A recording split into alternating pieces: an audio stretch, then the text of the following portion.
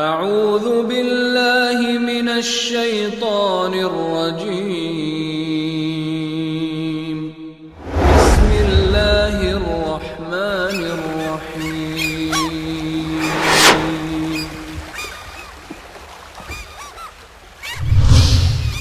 كنتم خير أمة أخرجت للناس تأمرون بالمعروف وتنهون عن المنكر وتؤمنون بالله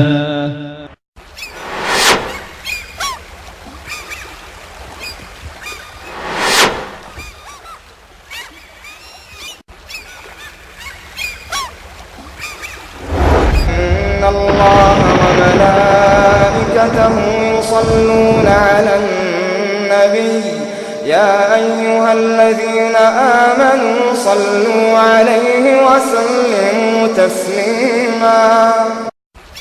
سیرت نبوی کے پڑھنے اور سننے میں بڑے فوائد ہیں اور اس کی ہماری اور آپ کی زندگی میں بڑی اہمیت ہے. آپ صلی اللہ علیہ وسلم کا نسب نامہ آپ کی 21ویں پشت تک یعنی عدنان تک صحیح حدیثوں میں وارد ہے.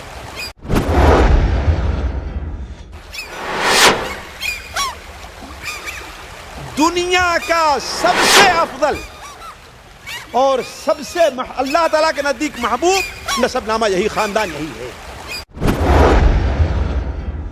طلع البدر علينا من ثنيات الوداع وجب الشكر علينا ما دعا لله داع.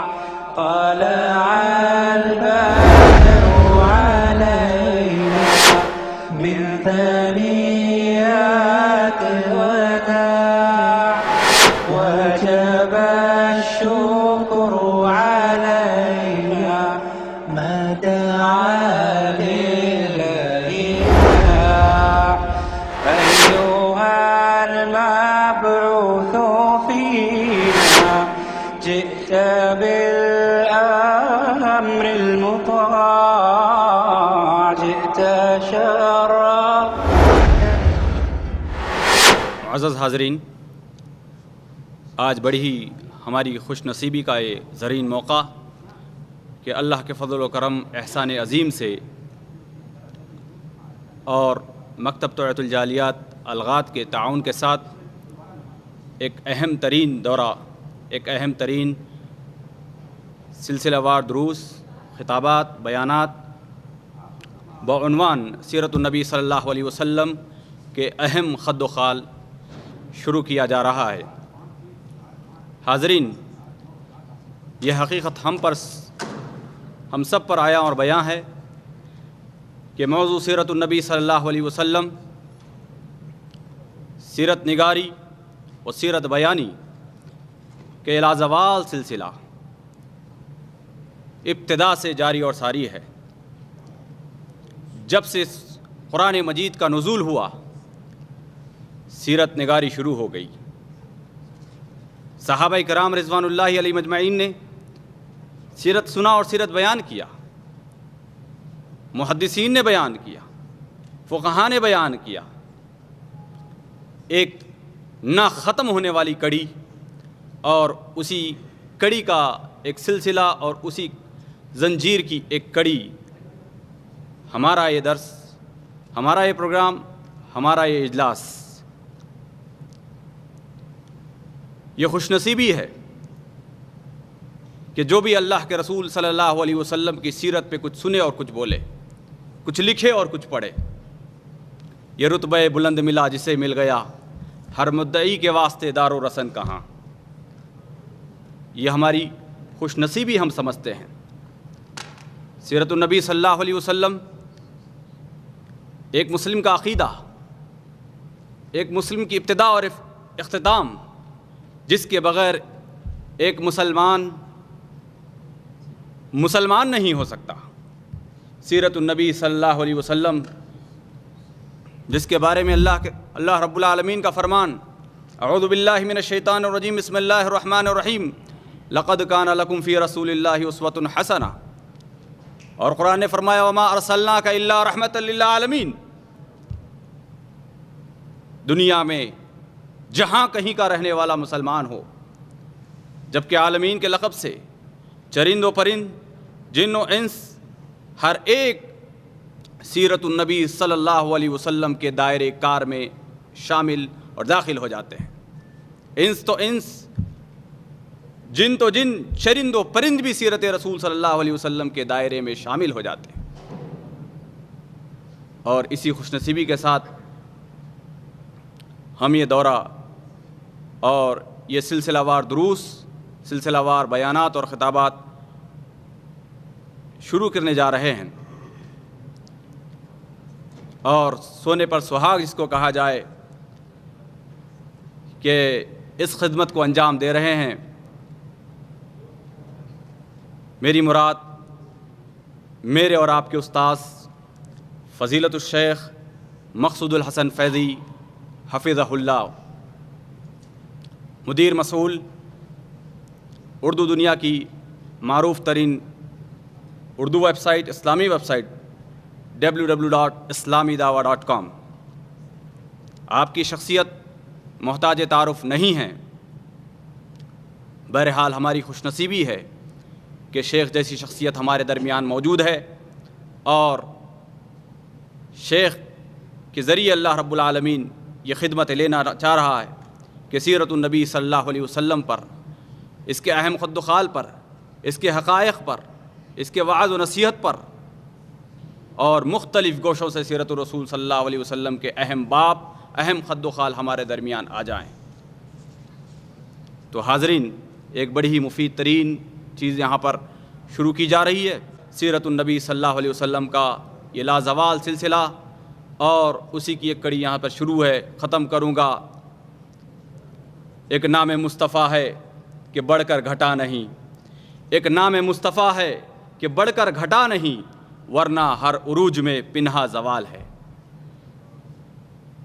میں مقدمے کے لیے تھوڑی دیر اور آپ کو انتظار کا وقت دوں گا کہ میں مقدمے کے لیے فضیلت الشیخ محمد نصیر الدین حفظہ اللہ سے گزارش کروں گا کہ اس اہم ترین دورہ اور اس اہم ترین دروس اور بیانات کا مقدمہ اور تمہید پیش فرمائے۔ شیخ نصیر الدین حفظہ اللہ، داعی مکتب توعیۃ الجالیات الزلف۔ الحمد لله الذي أنزل على عبده الكتاب ولم يجعل له عوجا، والصلاة والسلام على النبي الرحمة المبعوث خاتم النبيين صلى الله عليه وعلى آله وأصحابه ومن تبعهم بإحسان إلى يوم الدين۔ محترم بھائیوں، معزز ساتھیوں،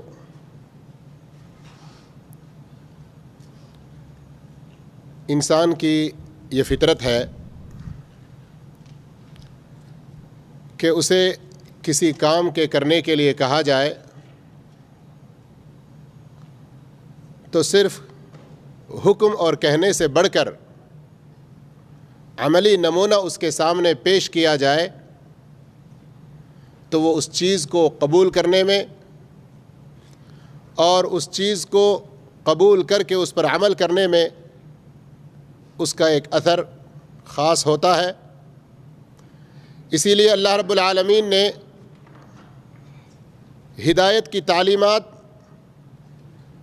صرف کتابی شکل میں بھیجنے پر اکتفا نہیں کیا، بلکہ ہر زمانے میں انبیاء اکرام علیہم الصلاۃ والتسلیم جیسی مقدس ہستیوں کو بھیجتا رہا اور تمام لوگوں کو اس بات کا پابند کیا کہ وہ نبی جو اللہ کے احکامات خود عمل کرتے ہوئے آگے لوگوں کو تعلیم دیتے ہیں، اللہ کے احکامات کو نبی کے زبانی سن کر نبی کے نمونے کو اختیار کریں۔ آپ ہمارے لوگوں میں آئیڈیل، نمونہ، قدوہ اپنانے کا رجحان بالکل بچپن سے ہوتا ہے۔ پیدائش ہی سے بچے جب سال 1.5 سال کے کسی حد تک شعور کی عمر کو پہنچتے ہیں تو دیکھیے اپنے ماں باپ کی نقل کر رہے ہوتے ہیں. جس گھر میں ماں باپ نماز کے پابند ہوتے ہیں 1.5-2 سال کا بچہ بھی ان کے ساتھ رکوع سجدہ کرنے لگتا ہے. آپ باہر کی دنیا میں آئیے, کوئی انسان کرکٹ کا شوقین ہے تو اس کے سامنے اس کے کچھ آئیڈیل ہیں, بیٹنگ کے حوالے سے, فیلڈنگ کے حوالے سے, کیچنگ کے حوالے سے یا کسی دوسرے اور ناحیے سے. ہر شخص جس فن سے اس کو شوق ہوتا ہے, جس فیلڈ اور کام سے, ہنر سے اس کو تعلق ہوتا ہے, وہ اپنے سے پہلے یا اپنے زمانے کے کچھ زیادہ تجربے کار, زیادہ ماہر لوگوں کا نمونہ اختیار کرنے کی کوشش کرتا ہے. یہ انسانی طبیعت میں چیز موجود ہے. اسی لیے اللہ رب العالمین نے جب نبوت کے سلسلے کو ختم کرنا چاہا تو ایک ایسی شخصیت, ایک ایسی نیک ہستی کو نبی بنا کر بھیجا کہ اللہ رب العالمین نے آپ کو ساری کائنات کے لیے رحمت, ساری کائنات کے لیے اسوہ اور نمونہ بنایا, اور مسلمانوں کو اس بات کا حکم دیا کہ ان کی سیرت کو جانیں, آپ صلی اللہ علیہ وسلم کی شخصیت کے بارے میں معلومات حاصل کریں. آج کتنے بڑے افسوس اور دکھ کی بات ہے کہ امت مسلمہ کو نبی کے نام سے کسی قدر واقفیت ہوگی, کہیں کوئی نبی صلی اللہ علیہ وسلم کے شان میں گستاخی کی خبریں آتی ہیں تو اپنے جوش و جذبے سے انتقامی کارروائیوں کے لیے تیار بھی ہو جاتے ہوں گے, لیکن جب یہ کہا جائے کہ نبی کی محبت, نبی کے ساتھ ہمارے تعلق کا سب سے پہلا, سب سے بڑا حق یہ ہے کہ آپ کی سیرت کو جان کر آپ کے نمونے کو من و عن ہماری زندگی میں ہم اختیار کریں, تو اس سے ہم کوسوں دور ہوتے ہیں. آج کتنے لوگ ایسا سوال کرتے ہیں کہ آخر اتنے لمبے لمبے سلسلے اور اتنی ساری تفصیلات, اتنی باریکیاں جاننے کی کیا ضرورت ہے. آئیے مختصر 1-2 منٹ میں آپ کو یہ بتاؤں کہ ہمارے نبی محمد مصطفیٰ صلی اللہ علیہ وسلم کے بارے میں, آپ کی حیات طیبہ کے بارے میں جاننا ہم مسلمانوں کے لیے کیوں ضروری ہے. اس لیے ضروری ہے کہ آپ پر ایمان لانے کا جو تقاضا ہے, آمنوا باللہ ورسولہ, کتنی مرتبہ قرآن میں آیا ہے. قرآن مجید میں کئی جگہوں پر اللہ رب العالمین نے آمنوا باللہ ورسولہ, سورہ اعراف میں اور دیگر کئی صورتوں میں. تو ایمان کا یہ تقاضا ہے کہ جس رسول پر ایمان لانے کے لیے کہا جا رہا ہے وہ رسول کون ہے, کیا نام ان کا ہے, کیا نسب ہے, آپ کی شخصیت مبارکہ کیسی رہی, آپ کا اٹھنا بیٹھنا, سونا جاگنا, آپ کی عبادتیں, آپ کے اخلاق, آپ کے معاملات, لوگوں کے ساتھ تعلقات, یہ سب کچھ کیسے رہے, یہ جاننا اسی ایمان کا تقاضا ہے. آپ دنیاوی معاملات میں جس سے محبت رکھتے ہیں, کیا اس کے بارے میں زیادہ جانکاری حاصل کرنے کی کوشش نہیں کرتے ہیں. تو ہمارے نبی صلی اللہ علیہ وسلم, جن کی محبت کے بغیر ہمارا ایمان مکمل نہیں ہے, بلکہ اگر آپ کی محبت کسی ثانوی, ثالثی, رابعی درجے پر ہو تو پھر ہمارا ایمان ہی بیکار ہو گیا. اور وہ حدیث مشہور معلوم ہے آپ کو, لا یؤمن احدکم حتی اکون احب الیہ من والدہ وولدہ والناس اجمعین.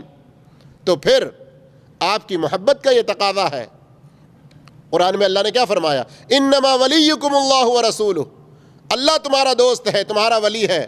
پھر اس کے بعد اللہ کے رسول صلی اللہ علیہ وسلم ہے, اور اس کے بعد نماز, روزے, زکوٰۃ وغیرہ کے پابند. سورہ مائدہ میں جو آگے اور تفصیلات ہیں, اللہ نے اپنے بعد رسول کا ذکر کیا ہے. تو رسول وہ ولی ہیں, دوست ہیں, محبت ہیں, ان سے رکھتے ہیں ہم, تو ان کے بارے میں جاننا انتہائی ضروری ہے.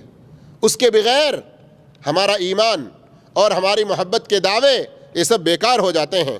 اسی طرح سے میرے بھائیوں, اللہ رب العالمین نے قرآن مجید میں واضح طور پر یہ فرمایا سورہ اعراف آیت نمبر 158 میں کہ اگر تم چاہتے ہو کہ ہدایت پر رہو, اگر چاہتے ہو کہ ہدایت پر رہو اور ہدایت کا صحیح راستہ تم کو نصیب ہو جائے, تو ضروری ہے کہ اللہ پر اس کے رسول پر ایمان لانے کے ساتھ ساتھ اس نبی کی مکمل پیروی کرو. وَاتَّبِعُوهُ لَعَلَّكُمْ تَهْتَدُونَ. اب اتباع کس کی؟ ہمارے نبی محمد مصطفیٰ صلی اللہ علیہ وسلم کی. جب آپ کے بارے میں ہم نہیں جانیں گے، آپ کی نمازیں کیسی تھیں، آپ کے روزے کیسے تھے، آپ کے اخلاق کیسے تھے، لوگوں کے ساتھ تعلقات کیسے تھے، یہ ساری چیزوں کی تفصیلات ہم نہیں جانیں گے تو یہ اتباع کیسی ہوگی، پیروی کیسی ہوگی؟ جب یہ جانکاری نہیں ہوگی اور یہ پیروی صحیح نہیں ہوگی تو گویا کہ ہم ہدایت پر بھی نہ رہے، ہمارے سارے دعوے جھوٹے اور بیکار ہوئے. اس لیے صحیح بخاری کی وہ حدیث جو کتاب نکاح میں شروع ہی میں ہے کہ 3 آدمی آ کر اللہ کے رسول صلی اللہ علیہ وسلم سے آپ کی عبادتوں کے بارے میں تفصیل سے جاننے کی کوشش کرتے ہیں، اور آپ کو صحیح حدیثوں میں کتنے سارے ایسے واقعات ملیں گے کہ صحابہ اکرام ایک عرصے تک رہ کر آپ کے ساتھ، آپ کی صحبت میں، خاص کر دور دور کے جو لوگ آتے اسلام قبول کرتے، کوئی ہفتہ، کوئی 4 دن، کوئی 20 دن، کوئی مہینہ آپ کی صحبت میں رہتے، تعلیمات حاصل کرتے، آپ کے نمونے کو اختیار کرنے کی کوشش کرتے. اور ایک ایسا ہی بدو اعرابی آیا اور اللہ کے رسول صلی اللہ علیہ وسلم سے سوال کیا، اور اس نے سوال کرنے سے پہلے ہی کہا کہ میں سوال بہت سخت کروں گا، برداشت کرنا، لیکن میرے جواب بھی دے دینا. آپ صلی اللہ علیہ وسلم نے اس کے سارے سوالوں کے جواب دے دیے. جاتا ہوا کیا کہا کہ میں آپ کی ان تمام باتوں پر من وعن عمل کروں گا. اللہ کے رسول صلی اللہ علیہ وسلم نے کیا فرمایا؟ اگر دنیا میں چلتا پھرتا جنتی کسی کو دیکھنا ہو تو اس کو دیکھ لے. کتنی بڑی خوشخبری ہے، کتنی بڑی سعادت ہے. اس لیے میرے بھائیوں، میرے محترم دوستو، سیرت کو جاننے کی، اللہ کے رسول صلی اللہ علیہ وسلم کی حیات طیبہ اور ان کی تفصیلات کو جاننے کی بہت سخت ضرورت ہے. اور یہ بھی ایک بہت عجیب بات ہے کہ اللہ کے رسول صلی اللہ علیہ وسلم کی سیرت بیان کرنے یا لکھنے، جیسے ہمارے شیخ عبدالسلام صاحب نے کہا، سیرت نگاری یا سیرت بیانی میں ہر زمانے میں ہر کوئی اپنا کچھ نہ کچھ حصہ ڈال کر سعادت مندوں میں شریک ہونے کی کوشش کیا ہے. لیکن اس حقیقت کو نہ بھولیں، اس حقیقت کو نہ بھولیں کہ جس قدر زمانہ نبوت سے دوری بڑھتی گئی، اس قدر جہاں بدعات و خرافات داخل ہوتی گئیں تو ایک طرف نبی کریم صلی اللہ علیہ وسلم کی محبت کا دعویٰ کرنے میں غلو جو لوگ کیے ہیں تو وہ آپ کی سیرت طیبہ لکھنے میں بھی غلو سے کام لیا ہے. تو اس غلو سے بچنا یہ بھی انتہائی ضروری ہے.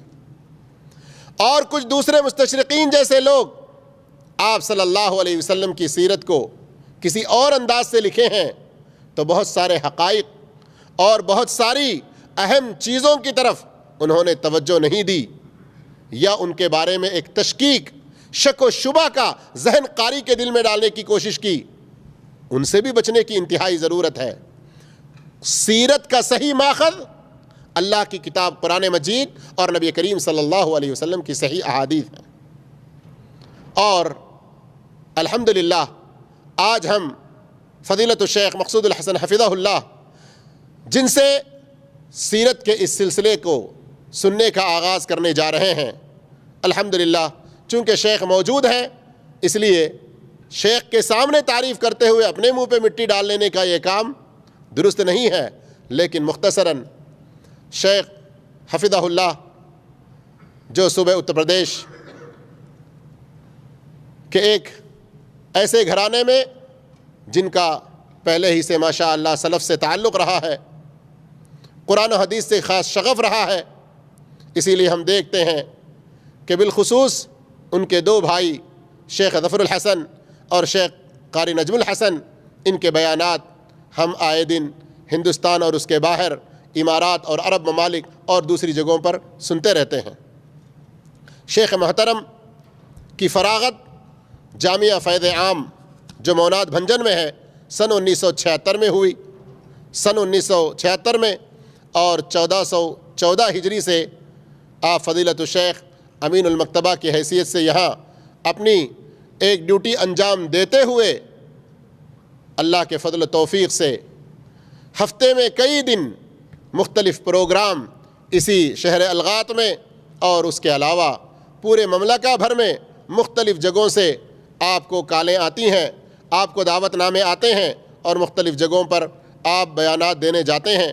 شیخ جہاں القاء، بیان، خطابت اس فن میں کیسے ماہر ہیں دیکھنے والے حضرات خود ہی جواب دیں گے، لیکن اس کے علاوہ آپ فضیلت الشیخ تصنیفی میدان میں بھی الحمدللہ بڑے اچھے کام کیے ہیں۔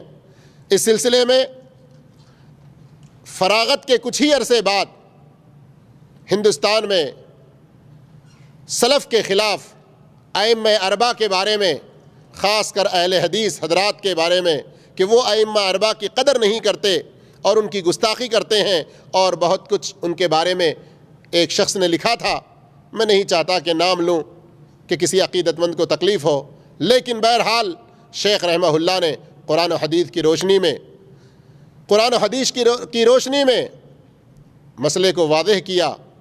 سلف کا کیا عقیدہ ہے، اہل حدیث جو سلف صالحین کی ایک کڑی ہیں، ان کا ائمہ اربعہ کے بارے میں کیا عقیدہ ہے۔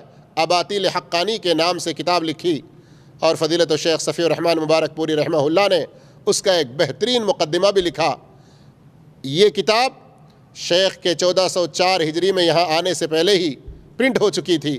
اس کے علاوہ شیخ حفظہ اللہ کے قلم سے وسیلے کی حقیقت، محبت رسول، وفاداری یا بیزاری اور فضائل امت محمدیہ صلی اللہ علیہ وسلم جیسے بیش اور بڑی ہی اہم کتابیں لکھی گئی ہیں۔ آپ بھائیوں سے گزارش ہے کہ ان کو بھی پڑھیں، اور شیخ حفظہ اللہ کا یہ منہج ہے کہ آپ سلف صالحین کے طریقے پر ہی کسی باطل کو، بدعت کو اور کسی منکر کو رد کرنے میں قرآن و حدیث کے دلائل کی روشنی میں رد کرتے ہیں، شخصیات پر اور تنقید شخصی میں نہیں جاتے۔ یہ میں شیخ کی موجودگی میں تعریف نہیں کرنا چاہ رہا ہوں، آپ کو ایک حقیقت سے واضح کرنا چاہ رہا ہوں۔ اس سلسلے میں آپ اباطیل حقانی کا مطالعہ کریں گے تو بھی آپ کو وہاں یہ چیز نظر آئے گی۔ اسی طرح سے فضائل محرم اور بدعات، شب معراج یا پھر رجب کی فضیلتیں اور بدعتیں، اور اسی طرح میلاد النبی کی حقیقت، ان جیسے موضوعات پر فضیلت الشیخ کے جو تقریریں ہیں ان کو سننے سے بھی آپ کو یہ پتہ چلے گا۔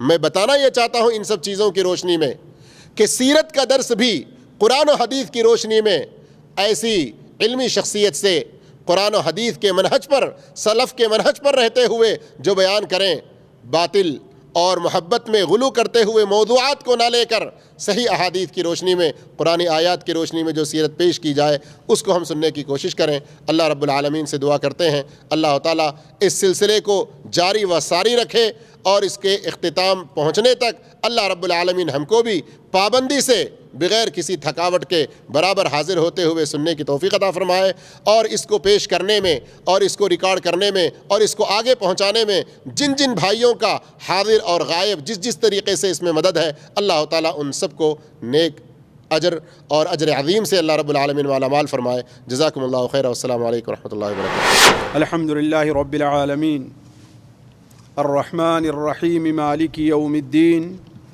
ونشهد ان لا اله الا الله ونشهد ان سيدنا ومولانا محمدا عبده ورسوله ارسله الى الناس كافة بشيرا ونذيرا، اما بعد فان خير الحديث كتاب الله وخير الهدي هدي محمد صلى الله عليه وسلم، وشر الامور محدثاتها وكل محدثة بدعة وكل بدعة ضلالة وكل ضلالة في النار۔ أعوذ بالله السميع العليم من الشيطان الرجيم، بسم الله الرحمن الرحيم۔ لقد من الله على المؤمنين إذ بعث فيهم رسولا من أنفسهم يتلو عليهم آياته ويزكيهم ويعلمهم الكتاب والحكمة وإن كانوا من قبل لفي ضلال مبين۔ سبحانك لا علم لنا إلا ما علمتنا إنك أنت العليم الحكيم۔ رب اشرح لي صدري ويسر لي أمري واحلل عقدة من لساني يفقهوا قولي واحلل عقدة من لساني يفقهوا قولي۔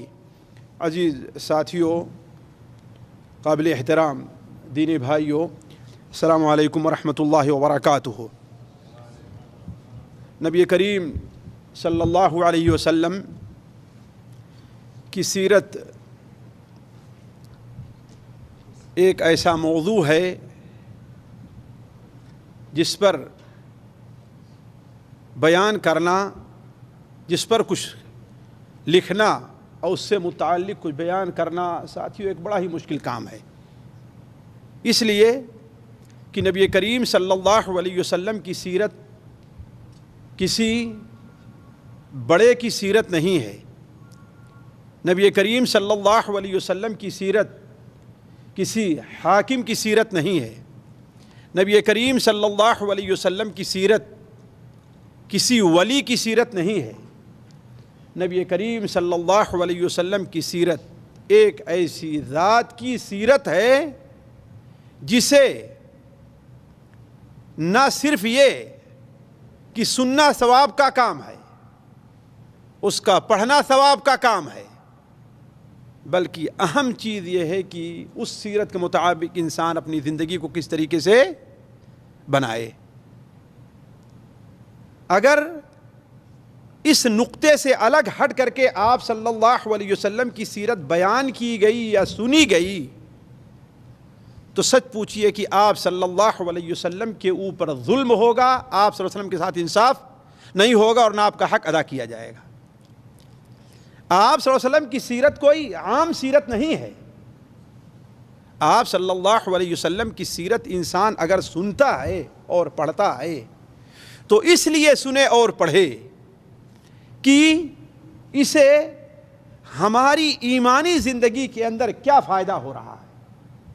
ہمارے عزیز شیخ عبدالسلام اور محترم شیخ نصیر الدین سلمہم اللہ نے آپ صلی اللہ علیہ وسلم کی سیرت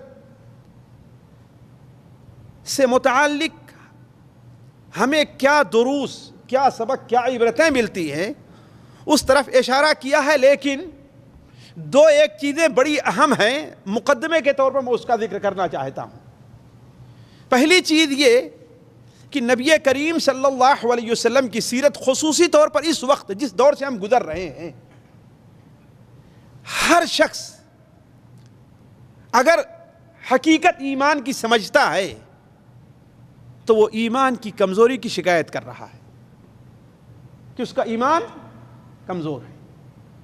جیسا ایمان اللہ تبارک و تعالیٰ کو مطلوب ہے کہ وہ مومن ہو، وہ ایمان ہمارے اور آپ کے یہاں بلکہ بہت سے لوگوں سے مفقود نظر آ رہا ہے۔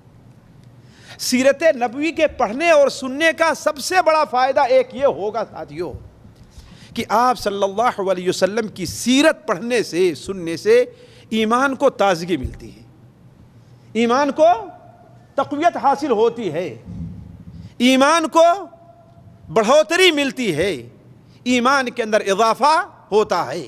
جب ایک مومن بندہ نبی کریم صلی اللہ علیہ وسلم کی سیرت پر غور کرے گا، اسے سنے گا، آپ کی زندگی، آپ کے معجزات، آپ صلی اللہ علیہ وسلم کے کارنامے کو جب دیکھے گا تو اسے ایمانی لحاظ سے ایک لذت محسوس ہوگی۔ اسی لیے آپ غور کریں کہ بہت سے لوگ، وقت نہیں ہے کہ میں اس سلسلے میں بیان کروں، بہت سے لوگ صرف نبی کریم صلی اللہ علیہ وسلم کی سیرت پڑھ کر کے مسلمان ہو گئے، اور تعجب یہ ہے کہ آپ صلی اللہ علیہ وسلم کی مکمل سیرت نہیں، تاریخ میں بہت سے ایسے لوگ ملیں گے جنہوں نے نبی کریم صلی اللہ علیہ وسلم کی سیرت کا ایک پہلو، صرف ایک پہلو پر غور کر کے اسلام قبول کر لیا ہے۔ تو ایمان، آپ کی سیرت کا سب سے بڑا فائدہ یہ ہے کہ انسان کے ایمان میں کیا ہے؟ تازگی اسے نصیب ہوتی ہے۔ اسی طریقے سے نبی کریم صلی اللہ علیہ وسلم کی سیرت کا ایک فائدہ بہت اہم ہے، وہ یہ ہے کہ دنیا کے لوگوں کو بہت بڑے سبق اور بڑی عبرتیں حاصل ہوتی ہیں۔ مثال کے طور پر ایک مجبور انسان ہے جس کے اوپر ظلم ہو رہا ہے، پریشان ہو رہا ہے، وہ اگر نبی کریم صلی اللہ علیہ وسلم کی سیرت پڑھتا اور سنتا ہے تو اسے معلوم ہوگا کہ ظلم کی بنیاد ایک دن ڈھہ جانے والی ہے۔ مکہ کے لوگ مجبور ترین تھے، آپ صلی اللہ علیہ وسلم کے جو ساتھی تھے، مصیبتوں کے پہاڑ توڑے جاتے تھے، لیکن اس وقت نبی کریم صلی اللہ علیہ وسلم انہیں کیا خوشخبری دیتے تھے؟ مثال کے طور پر آگے شاہد آئے حضرت خبیب رضی اللہ تعالیٰ عنہ، صہیب رومی، ان لوگوں کے واقعات۔ حضرت صہیب نے شکایت کی اللہ کے رسول صلی اللہ علیہ وسلم سے، جو کافروں سے ان کو ایذا پہنچ رہی تھی، تو آپ نے کیا کہا کہ تم لوگ جلد بازی سے کام لیتے ہو، تم سے پہلے تو کچھ لوگ ایسے بھی گزرے ہیں کہ ان کو زمین میں گاڑ کر کے ان کو آرے سے چیڑ دیا جاتا تھا۔ تو ظلم کتنا بھی لمبا ہو جائے، کتنا طویل ہو جائے، ایک نہ ایک دن اس کی بنیاد ڈھہ جانی ہے۔ اور ظالم اور متکبر لوگ، واللہ یہ لوگ بیوقوف ہیں، شیطان نے انہیں دھوکے میں رکھا ہے، ورنہ ظالموں کو سوچنا چاہیے کہ ایسے ایسے حالات پیدا ہوئے ہیں کہ انسان کا جو غلام تھا اسی نے ان کے سر کو کاٹا ہے۔ نبی صلی اللہ علیہ وسلم کی سیرت کے اوپر مطالعہ کیجئے۔ آپ صلی اللہ علیہ وسلم کہ ایک ساتھی عبداللہ بن مسعود ہیں، بکری چرانے والے ہیں، ہے نا، بکری چرانے والے، بکریاں چرایا کرتے تھے۔ وہ ابو جہل کے سینے پر بیٹھ کر کے اس کی گردن کاٹتے ہیں، ہے نا۔ تو جو ذات ایک بکری کے چرواہے سے مکہ مکرمہ کے سردار کی گردن کٹوا سکتا ہے، وہ اس دنیا کے بڑے بڑے ظالموں کا خاتمہ نہیں کر سکتا؟ حضرت بلال رضی اللہ عنہ کے بارے میں کون تصور کر سکتا تھا کہ وہ امیہ ابن سلط کو قتل کرے؟ کون تصور کر سکتا تھا؟ تو آپ صلی اللہ علیہ وسلم کی سیرت پر اگر انسان غور کرے تو بہت سے درس و عبرت پنہاں ہیں، ہر ایک کے لیے، ہر طبقہ کے لیے۔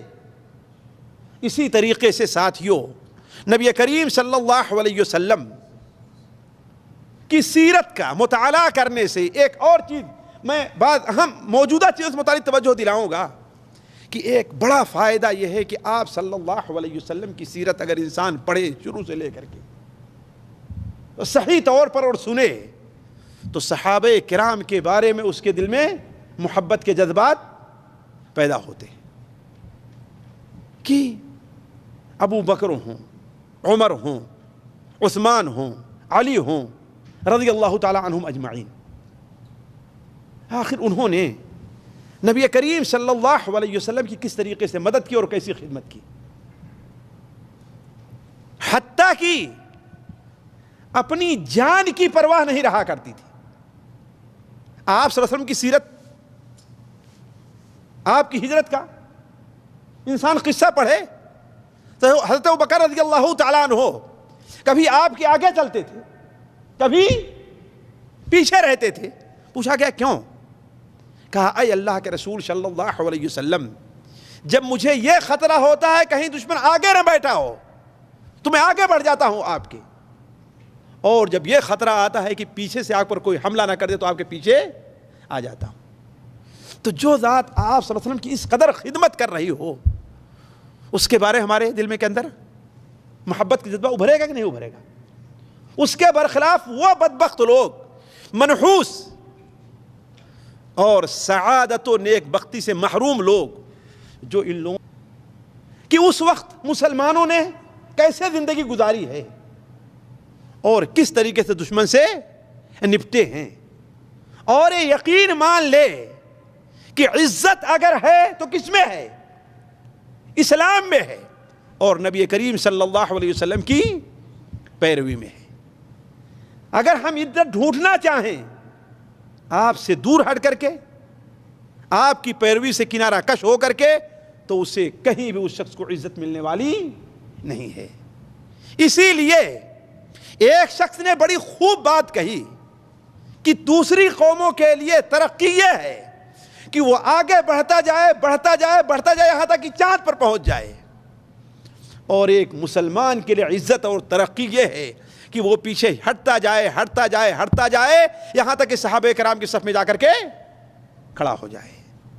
زمانہ مانگ رہا ہے دعا ترقی کی، زمانہ مانگ رہا ہے دعا ترقی کی، مگر تجھے تیرا عہد کہن ہراس آئے. اسی لیے امام مالک رحمہ اللہ کا بڑا مشہور مقولہ ہے کہ آیا فرمایا کرتے تھے کہ لن يصلح آخر هذه الامت الا بما صلح به اولها. اس امت کے بعد میں آنے والے لوگوں کی اصلاح اور خیر اسی چیز میں ہے جن کاموں میں پہلے لوگوں کی اصلاح اور خیر تھی. تو عرض کرنے کا مقصد یہ ہے ساتھیوں، سیرت نبوی کے پڑھنے اور سننے میں بڑے فوائد ہیں اور اس کی ہماری اور آپ کی زندگی میں بڑی اہمیت ہے. اسی چیز کے پیش نظر یہ درس اور اس کے بعد والے دروس منعقد کیے جا رہے ہیں. اللہ تعالیٰ سے دعا ہے ساتھیوں کہ اللہ تعالیٰ ہمیں حق کہنے، صحیح دلائل کی بنیاد پر نبی کریم صلی اللہ علیہ وسلم کی سیرت کو پیش کرنے اور آپ لوگوں کو اسے غور سے سننے اور ہم سب کو اس کے اوپر عمل کرنے کی توفیق عطا فرمائے.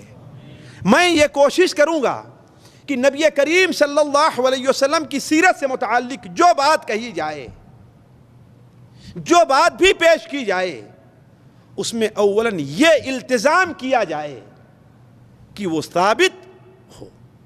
اس لیے کہ آپ صلی اللہ علیہ وسلم کی سیرت کے اندر بہت کچھ اضافہ ہو گیا ہے.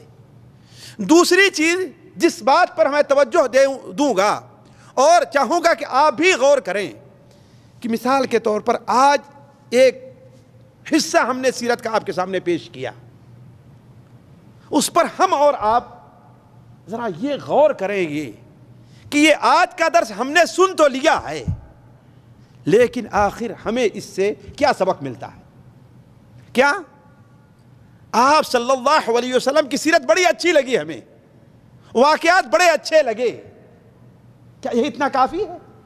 یا ہمیں اور آپ کو اس سے کچھ درس اور عبرت بھی اپنی زندگی میں لینا چاہیے. اللہ تبارک و تعالیٰ کا نام لے کر کے، اللہ تبارک و تعالیٰ کی توفیق کی دعا کرتے ہوئے میں اس سیرت کی ابتدا کرتا ہوں. ساتھیوں، نبی کریم صلی اللہ علیہ وسلم سے متعلق سب سے پہلے ہمیں جس چیز کی معرفت ضروری ہے وہ آپ صلی اللہ علیہ وسلم کا نسب نامہ ہے. آپ کا نسب نامہ ہے. صحیح طور پر اس کی معرفت نہ رکھنے کی وجہ سے ہمارے یہاں بہت سے لوگ بھٹک گئے ہیں. کسی نے یہاں تک کہہ دیا کہ آپ صلی اللہ علیہ وسلم بشر ہیں ہی نہیں. کیوں؟ اس کی وجہ یہ ہے کہ انہوں نے نبی کریم صلی اللہ علیہ وسلم کے نسب نامہ کی جو نسب کی جو حقیقت ہوتی اس کو صحیح طور پر نہیں سمجھا ہے.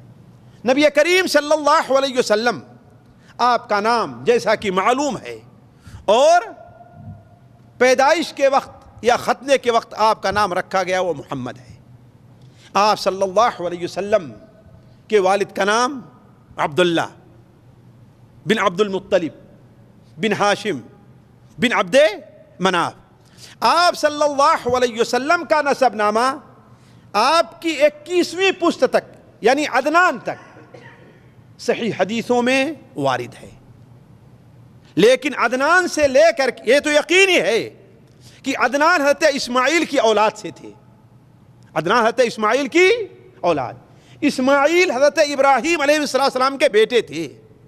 حضرت ابراہیم علیہ السلام حضرت نوح علیہ السلام کی ذریت سے تھے اور حضرت نوح علیہ السلام حضرت آدم کی نسل سے تھے.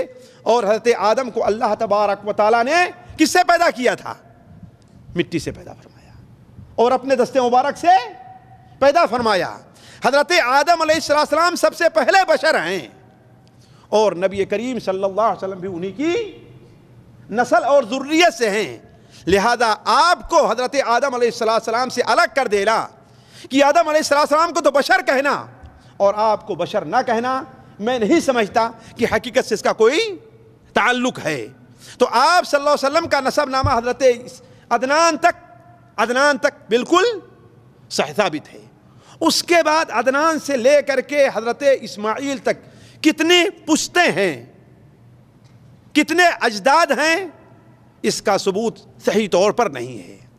بعض لوگوں نے صرف 6 کا ذکر کیا ہے جو بالکل غلط ہے، اور بعض لوگوں نے 40 تک پہنچایا ہے، بعض لوگوں نے 40 تک پہنچایا ہے۔ اور ہمارے ہندوستان کے زیادہ تر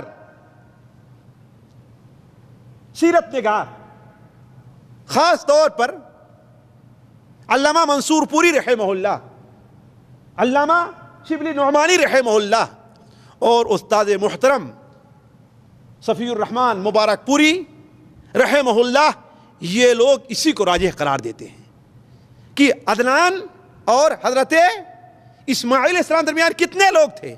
40 تھے۔ گویا نبی کریم صلی اللہ علیہ وسلم اور حضرت اسماعیل تک کل کتنے ہوئے؟ 41 61 ہاں جی نہیں 61 پشتیں گویا کی ہوتی ہیں۔ لیکن ہمیں جہاں تک درکار ہے یہاں پر کہ نبی کریم صلی اللہ علیہ وسلم حضرت اسماعیل کی اولاد سے تھے، اور حضرت اسماعیل میں کنانہ کی اولاد سے تھے، اور کنانہ میں قریش کی اولاد سے تھے، قریش میں بنو ہاشم سے تھے، اور بنو ہاشم میں سب سے افضل کون تھے؟ نبی کریم صلی اللہ علیہ وسلم تھے۔ اور یہ دنیا کا سب سے افضل اور سب سے اللہ تعالیٰ کے نزدیک محبوب نسب نامہ یہی خاندان یہی ہے۔ نبی کریم صلی اللہ علیہ وسلم کو اللہ تعالیٰ نے ساتھیوں 6 خوبیاں ایسی دی ہیں جو کسی اور نبی کو حاصل نہیں ہوئیں۔ ذرا غور کریں۔ پہلی چیز، آپ تمام مخلوقات میں سب سے افضل۔ دوسری چیز، آپ کا زمانہ تمام زمانوں میں سب سے افضل۔ تیسری چیز، آپ کا خاندان سب سے افضل۔ چوتھی چیز، آپ کا دین سب سے افضل۔ پانچویں چیز، آپ کی امت سب سے افضل ہے نا؟ اور چھٹی چیز، جی چھٹی چیز، آپ کے ساتھی سب سے افضل ہے کہ نہیں؟ اس لیے کہ انبیاء کے بعد سب سے اونچا مقام کس کا ہے؟ صحابہ کرام، اور میں حضرت ابوبکر صدیق رضی اللہ تعالی عنہ کا ہے۔ تو 6 چیز ہمارے نبی صلی اللہ علیہ وسلم کو جو ملی ہے وہ کسی کو نہیں ملی۔ اب دیکھیں کون یاد رکھتا ہے؟ پہلی چیز، جی نہیں تو دوسرے نبیوں کو ملا رہا ہو، چلیے ٹھیک ہے۔ آپ تمام مخلوقات میں سب سے افضل، آپ کا زمانہ سب سے افضل، آپ کا خاندان سب سے افضل، آپ کا دین سب سے افضل، آپ کی امت سب سے افضل، اور آپ کے ساتھی سب سے افضل، اور آپ کا شہر سب سے افضل۔ چلے 7 چیزیں ہو گئی۔ نبی کریم صلی اللہ علیہ وسلم کو یہ فضیلت اللہ تبارک و تعالی نے دی، اور نبی کریم صلی اللہ علیہ وسلم اس کی فضیلت بیان کرتے ہوئے بیان فرماتے ہیں، بعثت فی خیر قرون بنی آدم۔ صحیح مسلم شریف کی روایت ہے کہ میں، بلکہ صحیح بخاری میں بھی الفاظ تھوڑا بدل کے ہیں، میں بنی آدم کے سب سے بہترین زمانے میں پیدا کیا گیا۔ صدیاں گزرتی رہیں، زمانے گزرتے رہے، یہاں تک کہ وہ زمانہ آیا جس کے اندر میری بعثت ہوئی ہے۔ اس طرف میں اس لیے توجہ دلا رہا ہوں ساتھیوں، اس لیے کہ اس سے ہم نے ایک فائدہ اخذ کیا ہے جس کے اندر ہم خصوصی طور پر ہمارے ہندوستانی، پاکستانی، اور خصوصی طور پر وہ لوگ جو سعودیہ آ جایا کرتے ہیں وہ اس پہ کوتاہی برتتے ہیں۔ اس لیے خصوصی طور پر ہم نے اس کا ذکر کیا ہے۔ نبی کریم صلی اللہ علیہ وسلم کی ایک حدیث صحیح مسلم میں ہے کہ آپ صلی اللہ علیہ وسلم نے ارشاد فرمایا، ان اللہ اصطفى کنانۃ من ولد اسماعیل واصطفى قریشا من کنانہ واصطفى من قریش بنی ہاشم واصطفانی من بنی ہاشم۔ اللہ تعالیٰ نے بنو اسماعیل سے کس کا انتخاب کیا؟ کنانہ کا، اور کنانہ میں سب سے افضل کس کو قرار دیا؟ قریش کو۔ اور قریش میں سب سے افضل آپ صلی اللہ علیہ وسلم نے بنو ہاشم کو قرار دیا، اور بنو ہاشم میں سب سے افضل کس کو قرار دیا؟ نبی کریم صلی اللہ علیہ وسلم کو۔ بلکہ آپ صلی اللہ علیہ وسلم کی ایک حدیث علامہ البانی رحمہ اللہ صحیحہ میں نقل کرتے ہیں، اسے ذرا غور کرنا چاہیے۔ آپ صلی اللہ علیہ وسلم نے ارشاد فرمایا کہ قریش کو اللہ تعالیٰ نے 7 ایسی خصلتیں دی ہیں کسی اور کو نہیں دی۔ آپ قریشی تھے نا، ساتھ کی اور کو نہیں دی. وہ کیا ہیں؟ 10 سال تک انہوں نے اللہ کی عبادت کی اور دوسرا کوئی ان کا شریک نہیں تھا اللہ کی عبادت کرنے میں ابتدائی نبوت میں. دوسری چیز کہ قریش کی مدد کی، حالانکہ وہ کافر تھے لیکن اللہ تعالیٰ نے اصحاب فیل کے مقابلے میں آپ نے ان کی مدد کی ہے حالانکہ وہ کافر تھے. تیسری چیز ان کی فضیلت میں ایک مکمل صورت نازل ہوئی، کسی اور کا اس میں ذکر نہیں ہے، لإیلافی قریش.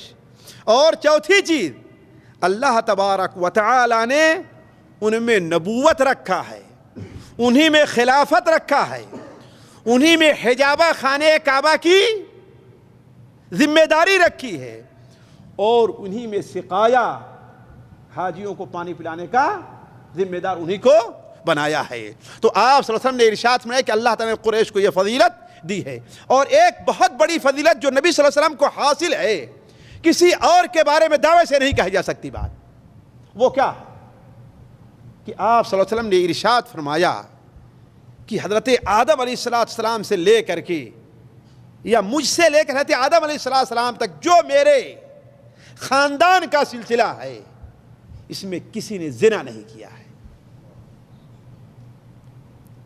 کسی نے زنا نہیں کیا مجھ سے لے کر کے، یعنی میرے جتنے باپ دادا پر دادا آخر تک پہنچے ہیں زنا کی گندگی سے کوئی ملوث نہیں ہوا ہے. اسی لیے آپ صلی اللہ علیہ وسلم نے ارشاد فرمایا خرجت من نکاح ولم اخرج من سفاح من لدن آدم الى ان ولدتنی ابی و امی. میں نکاح یعنی جائز شادی سے میری پیدائش ہوئی ہے، مجھ سے لے کر کے آدم علیہ السلام تک زمانے جاہلیت کے اندر کوئی عیب زنا کو نہیں سمجھا جاتا تھا، لیکن مجھے ایسی کوئی گندگی لاحق نہیں ہوئی ہے. اب قریش سے متعلق آپ نے یہ بات سنی نبی کریم صلی اللہ علیہ وسلم متعلق، تو یہاں یہ آنا چاہیے کہ آخر قریش ہیں کون. آپ نے سن لیا کہ قریش بنو اسماعیل میں سے ہیں، لیکن حضرت اسماعیل کون ہے؟ حضرت اسماعیل کون ہے؟ حضرت ابراہیم علیہ السلام کی. حضرت ابراہیم علیہ السلام اصل باشندے کہاں کے تھے؟ کہاں کے تھے؟ عراق میں اور نامی کوئی جگہ ہے جو آج مفقود ہے، فرات دریا کے کنارے کوفہ کے قریب اصل میں وہ واقع تھا. پرانا بابل جسے کہہ لیجیے آپ، پرانا بابل، وہاں کے رہنے والے تھے ابراہیم علیہ السلام. حضرت ابراہیم علیہ السلام کی قوم بلکہ ان کے والد بت کو پوجتے تھے، ستاروں پر ان کا ایمان تھا، ستاروں پر ان کا یقین تھا. حضرت ابراہیم علیہ السلام انہیں دعوت دیتے رہے، توحید کی طرف بلاتے رہے، اللہ کی طرف بلاتے رہے، لیکن ایک ماننے کے لیے تیار نہ ہوا. پوری کوشش کی، صرف ایک بھتیجا اسلام قبول کرتا ہے. وہ کون؟ وہ کون؟ حضرت لوط علیہ السلام، حضرت ابراہیم علیہ السلام کے بھتیجے ہیں، اور ان کی بیوی اسلام قبول کرتی ہے. بس ذرا سوچیں ساتھیوں، یہیں سے آپ لوگ یہ سمجھ لیں کہ اگر کوئی آدمی اللہ کے صحیح دین کی طرف بلاتا ہے لیکن اس کی بات نہیں سنتے ہیں تو وہ نہ سننے والوں کی نحوست ہے، کہنے والے کی نحوست اور کمزوری نہیں ہے. حضرت ابراہیم خلیل، یہاں تک حضرت ابراہیم علیہ السلام چڑے گئے، ضد میں آ گئے اور کہا کہ ما هذه التماثيل التي انتم لها عاکفون. آخر ان کی کیا حیثیت اور اہمیت ہے جن کو تم لوگ پوج رہے ہو، جن کے پاس ڈیرا ڈالے ہوئے ہو؟ تو قوم کے پاس کوئی جواب نہیں تھا اس کے علاوہ کہ وجدنا آباءنا لها عابدین، کہ ہم نے اپنے باپ دادا کو اس کی عبادت کرتے ہوئے پایا ہے. ابراہیم علیہ السلام نے کیا کہا؟ انتم وآباؤکم لقد کنتم انتم وآباؤکم فی ضلال مبین. تم اور تمہارے باپ دادا کھلی گمراہی میں ہو. قوم نے کہا ابراہیم اتنی سخت بات تم کہہ رہے ہو؟ ام انت من اللاعبین، کہیں تم مذاق تو نہیں کر رہے ہو؟ کہا نہیں، بل ربکم ورب آبائکم الاولین. نہیں، اللہ تبارک و تعالی تمہارے سب کا وہی اکیلے رب ہے. اور جب دیکھا قوم ماننے والی نہیں تو ابراہیم علیہ السلام نے بتوں کو توڑ دیا. اور جب بتوں کو توڑ حضرت ابراہیم کی سیرت میں آپ کے سامنے ابھی نہیں صرف سلسلے کے طور پر یہ بات کہہ رہا ہوں کہ قوم اس بات پر اکٹھا ہوئی کہ حضرت ابراہیم علیہ السلام کو آگ کے اندر جلا دینا چاہیے. لیکن اللہ تبارک و تعالیٰ کا کرنا یہ کہ وہ آگ جو شہروں کو جلا دینے کے لیے کافی تھی، صرف ایک ابراہیم کو نہیں، شہروں کو، اس آگ میں حضرت ابراہیم علیہ السلام کو ڈالا جاتا ہے. لیکن جلتا کیا حضرت ابراہیم علیہ السلام کے ہاتھ اور پیر کی صرف بیڑیاں اور ہتکڑی جلتی ہے. ابراہیم علیہ السلام تھوڑی دیر میں کیا دیکھتے ہیں کہ اپنے اوپر سے راکھ کو جھاڑتے ہوئے ابراہیم باہر آ جا رہے ہیں. یہ دیکھ کر کے ان کا باپ کہتا ہے نعم الرب ربک یا ابراہیم، اے ابراہیم تیرا رب کتنا اچھا رب ہے، لیکن پھر بھی ایمان نہیں لایا. باپ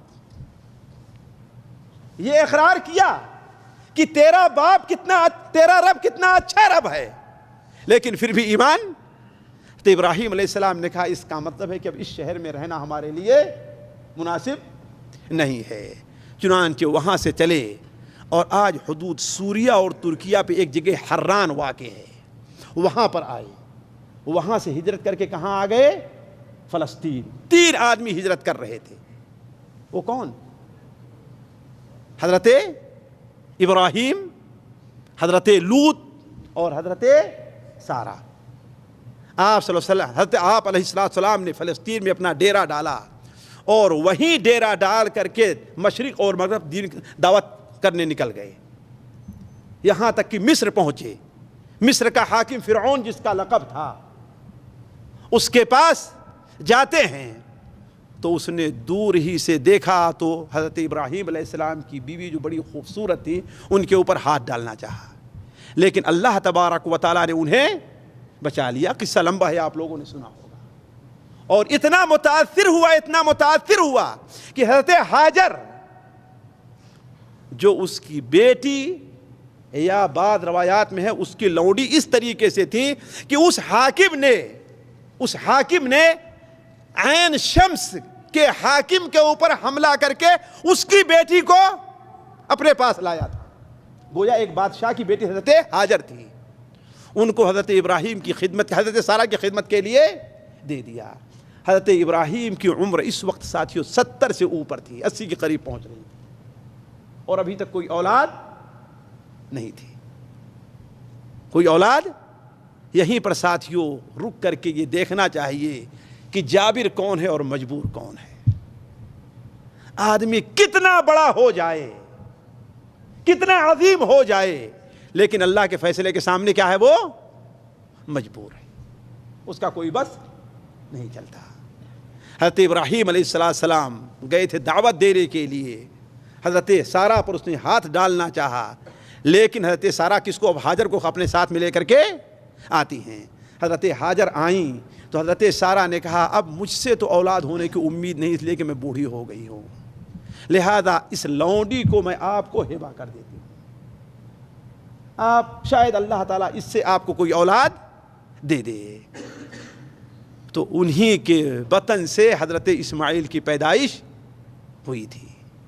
حضرت اسماعیل کی پیدائش پر حضرت سارہ اس وقت راضی تو تھیں، لیکن اب دیکھی کہ میری سوکن کی گود ہری ہو گئی ہے اور میری گود ابھی سوکھی ہے، لہذا وہاں پر حسد پیدا ہو گیا.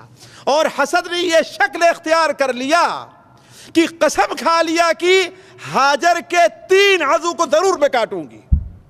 یہ قسم کھا لیا، یعنی اس قدر عداوت بڑھ گئی دونوں میں. حضرت ابراہیم علیہ السلام نے سوچا کہ اب جو ہے دونوں کا ایک ساتھ رہنا مشکل ہے، لہذا چھپکے سے نکالا. حضرت سارہ کو بتایا بھی نہیں، بلکہ حضرت ہاجر سے کہا کہ اپنا جو دامن ہے نا اس کو نیچے لٹکا لو تاکہ جس راستے سے جاؤ تمہارے آثار پیر کے مٹتے جائیں. اور انہیں لے کر کے نکلے. ساتھیوں اللہ، میں اس واقعے کے اوپر غور کر رہا تھا، گھنٹوں نیند نہیں آئی کہ آخر یہ کیا دل تھا. پتھر تھا سینے میں یا کہ سینے میں اور کچھ چیز موجود تھی. 10 کلومیٹر نہیں، 50 کلومیٹر نہیں، 1000 کلومیٹر دور لے کر کے آتے ہیں. کہاں لے کر آتے ہیں؟ مکہ مکرمہ میں نہ وہاں پر کوئی رہنے والا تھا، نہ وہاں پر پانی تھا، نہ وہاں پر کھانا تھا. وہاں پر لے کر کے آئے حضرت ابراہیم علیہ السلام. کس کو؟ ایک دودھ پیتے بچے کو اور اس کی والدہ، اور صفا پہاڑی کے دامن میں لا کر کے وہیں پر ٹھہرا دیا. ساتھیوں، بسا اوقات بعض چیزوں پر انسان کو افسوس ہوتا ہے. میں اس جگہ کی نشانی دہی اب بھی کر سکتا ہوں اگر آپ ساتھ رہیں آپ لوگ. تو وہ کون سی جگہ تھی؟ اس لیے کہ میں جس وقت آیا اس وقت تک اوپر بیر زمزم لکھا ہوا تھا.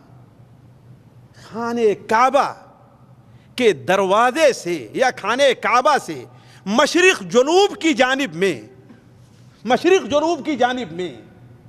10 میٹر ہو یا 8 میٹر ہو دوری پر خانے کعبہ چونکہ ایک ٹیلے کی شکل میں تھا، وہاں کوئی گھر نہیں تھا بنا ہوا، اور یہ ایک وادی تھی، اوپر سے پانی آتا تھا، ادھر بسرت بہ جایا کرتا تھا، اور وہیں پر ایک درخت تھا جہاں پر حضرت ابراہیم علیہ السلام نے اپنے بچے کو لا کر کے ٹھہرا دیا.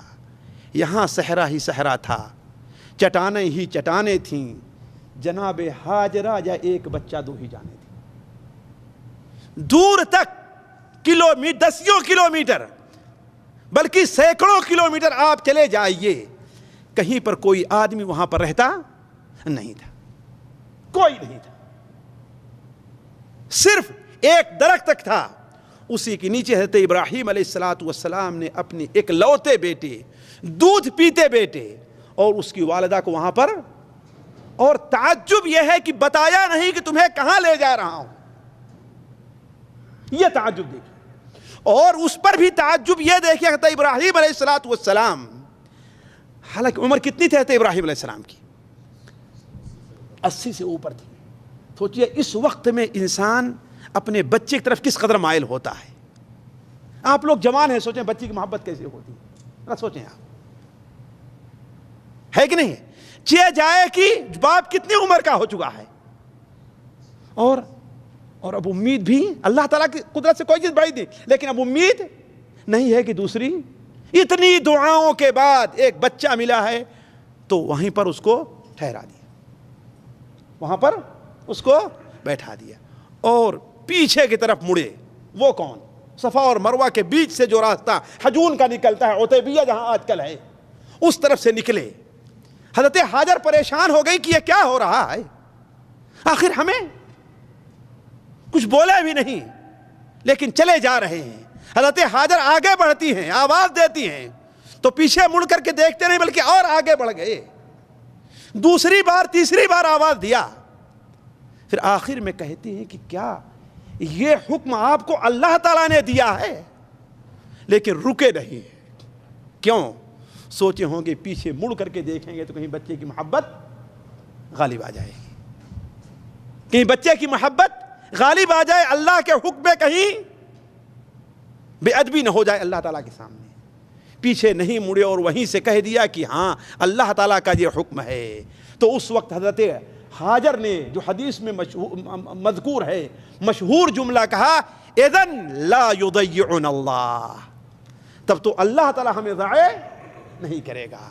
اور جب آگے بڑھ گئے جہاں سے بیوی اور بچے نہیں دکھائی دے رہے تھے تو وہیں کھڑے ہو کر کے دعا کرتے ہیں، ربنا انی اسکنت من ذریتی بواد غیر ذی زرع عند بیتک المحرم ربنا لیقیموا الصلاۃ. سحر کے وقت ابراہیم نے اٹھ کر دعا مانگی، سکون قلب مانگا، خوب تسلیم و رضا مانگی. کہا اے مالک عمل کو تابع ارشاد کرتا ہوں، میں بیوی اور بچے کو یہاں آباد کرتا ہوں. اسی سنسان وادی میں انہیں روزی کا ساما دے، اسی بے برگ سامانی میں شان صد بہاراں دے. الہی نسل اسماعیل بڑھ کر قوم ہو جائے، یہ قوم ایک روز پابندے سیام و صوم صلاۃ و صوم ہو جائے. اسی وادی میں تیرا ہادی معود ہو پیدا. وہ کون ہے؟ نبی کریم صلی اللہ علیہ وسلم.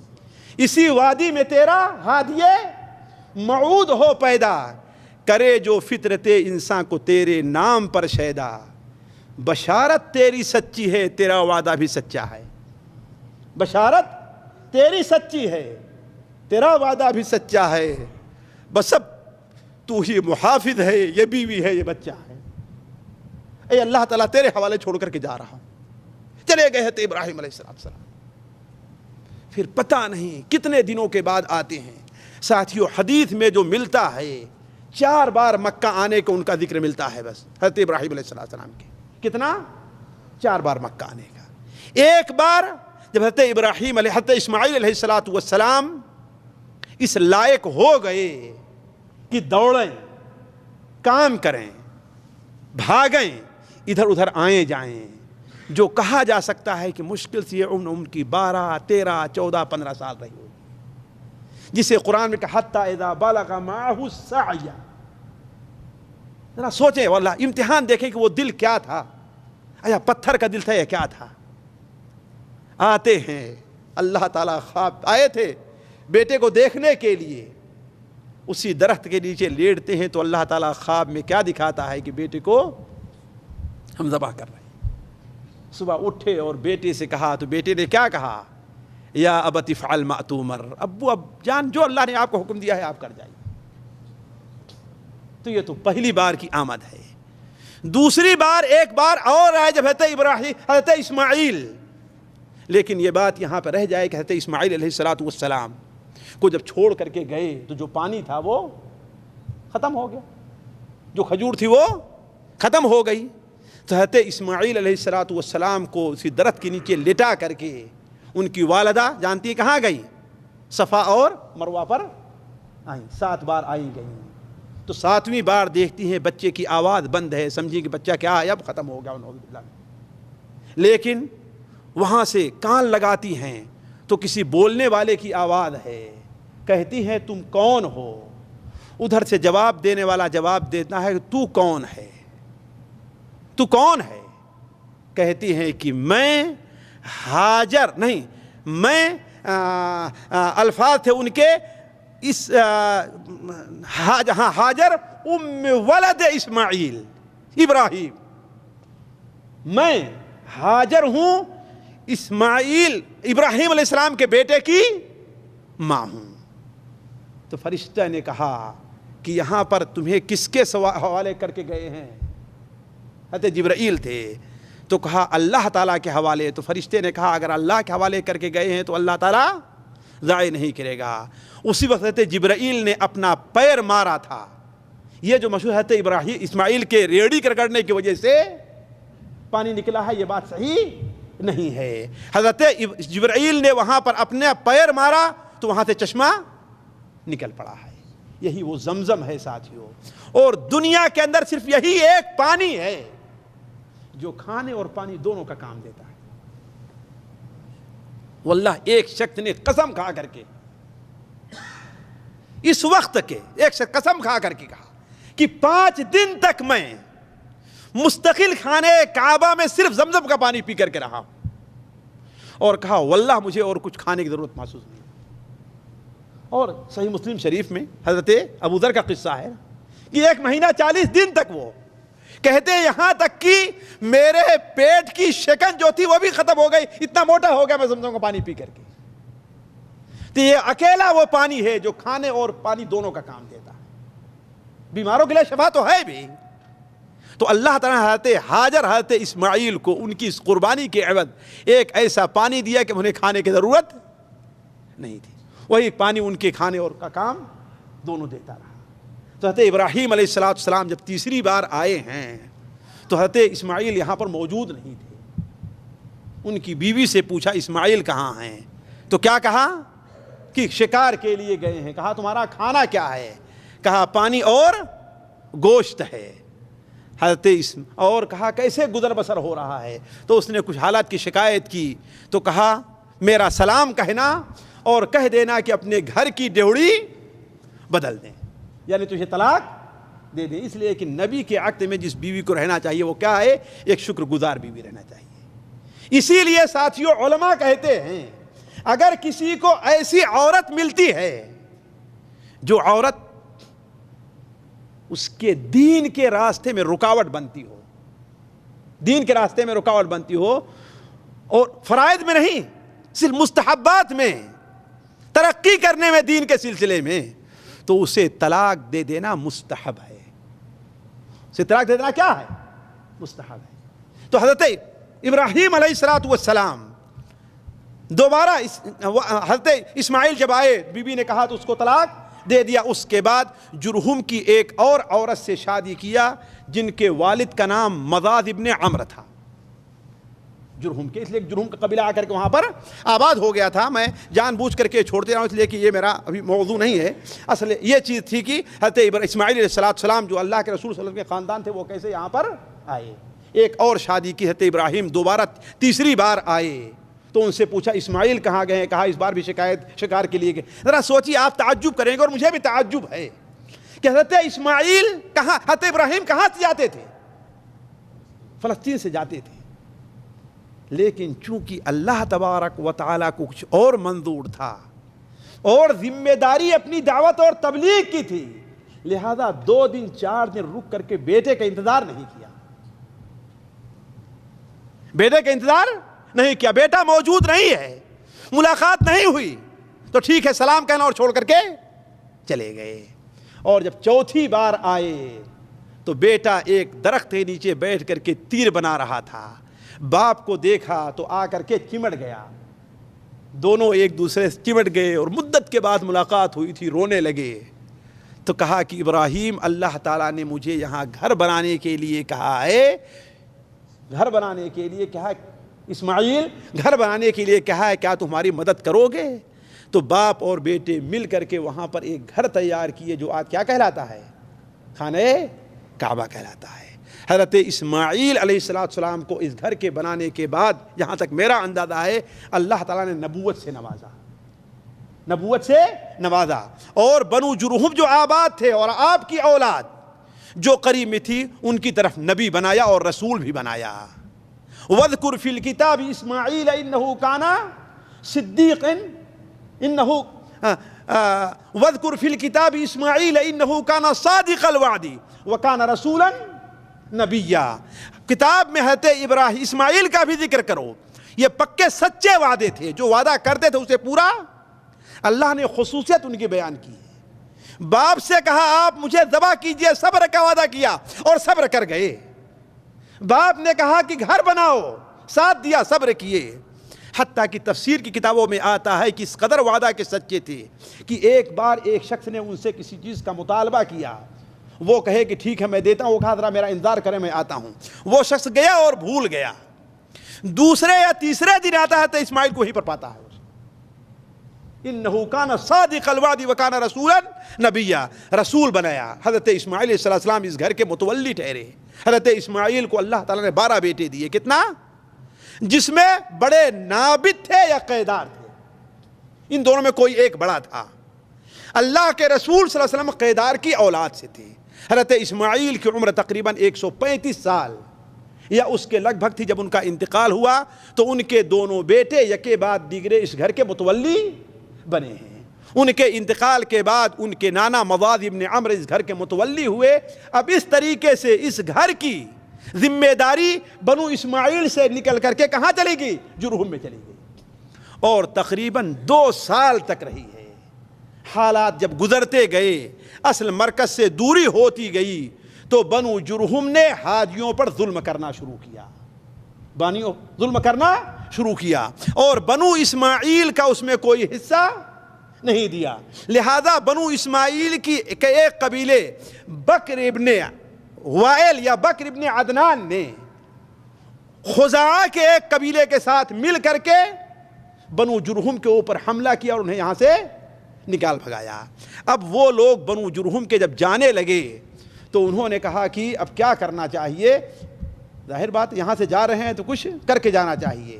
لہذا جو کچھ خانے کعبہ کو ہدیے کے طور پر، اس لیے کہ پورے عرب کے لوگ خانے کعبہ کی زیارت کیا کرتے تھے تاکہ فارس کے لوگ بھی کرتے تھے، تو جو کچھ خزانہ تھا وہ خزانہ اور سارا کچھ اٹھا کر کے زمزم کے کنویں کو پاٹ دیا.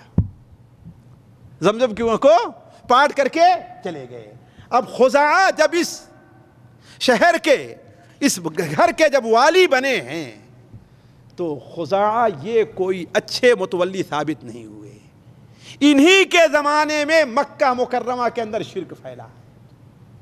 اس سے پہلے مکہ مکرمہ کے اندر شرک نہیں تھا, کمزوریاں تھیں, بدعات تھیں, لیکن شرک نہیں تھا. اور یہ صحرا ان کے ایک بڑے عمرو بن عامر بن نحی الخزاعی کے نام آتا ہے.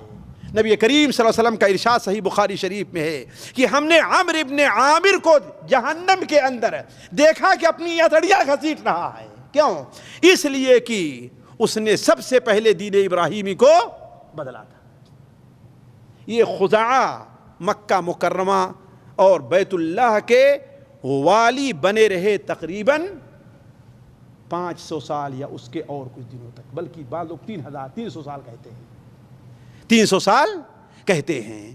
یہ کوئی اچھے متولی نہیں تھے. ان دنوں میں نبی کریم صلی اللہ علیہ وسلم کے 7ویں پشت کے یعنی قصی جو ہے, اس لیے کہ آپ صلی اللہ علیہ وسلم محمد ابن عبداللہ ابن عبد المطلب ابن ہاشم ابن عبد مناف ابن قصی, یعنی 5ویں سمجھیے کہ ہے نا, 5ویں, اس لیے کہ آپ کو چھوڑے 5ویں بنتے ہیں.